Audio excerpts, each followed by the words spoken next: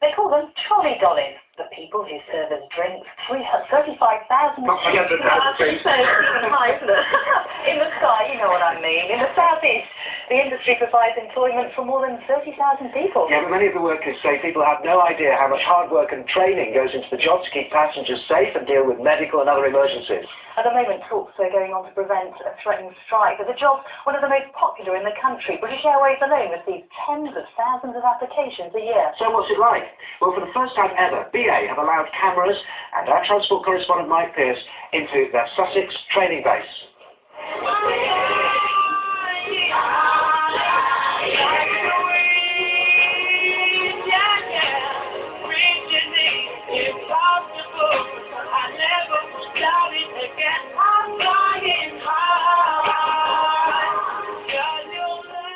$25,000 applications, just 500 jobs.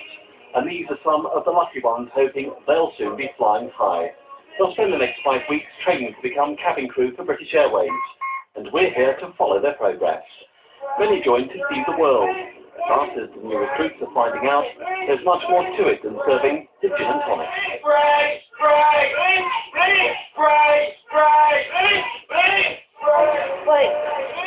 Constant long days, and then, when we get home, we've got studying to do, and it's just been quite intensive. I think that's what's been the most difficult part of it. Everybody says, oh, you're going to be a trolley dolly or whatever, gin and tonic, and you even think like yourself, and then you come in and it's all just completely different. You've got 5 weeks of very intensive training. Week 1, and the emphasis is on medical training, how to deal with passengers taken ill and revive them using equipment like defibrillators.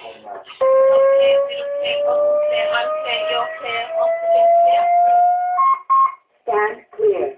Push to shock. If we work in a remote environment, 6 miles above the air surface, anything can happen. So we need to prepare them and give them confidence to deal with any medical situation.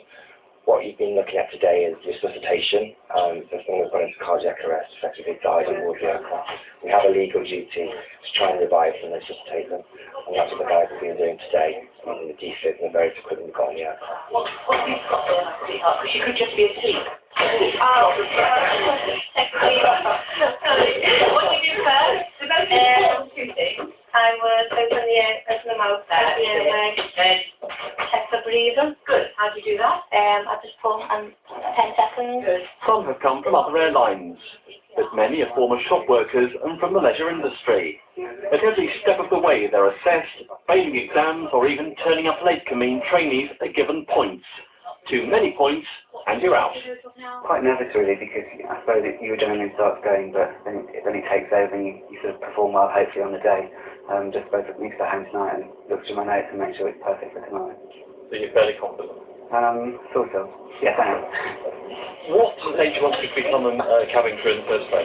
For anyone, it's wanting each day to be different, wanting to help customers and a role that's more customer based as well.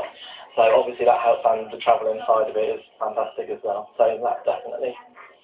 This is an emergency. Evacuate. I saw with your feet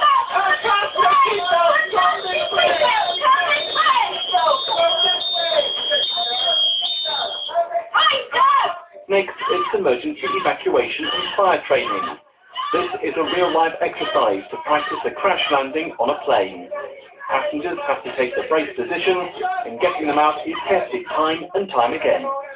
We need to make sure that when they are on board, not just for the comfort of the passengers, but it is more for a safety reason, that in this eventuality something does happen, that they can take control and the passengers will look to them to obviously know what the next response would actually be. Even though it's hard, it is hard, you still want to learn it. So you go home at night and you're looking through the books, and you can go out with friends and they'll help you revise and study. So you're definitely learning it, and it's very hard subject to do. Plating. Jump. But more hard work lies ahead. Next time, find out why one recruit got a point and what happened when I joined the group training on the emergency slide. Mike Pearce for Meridian Tonight.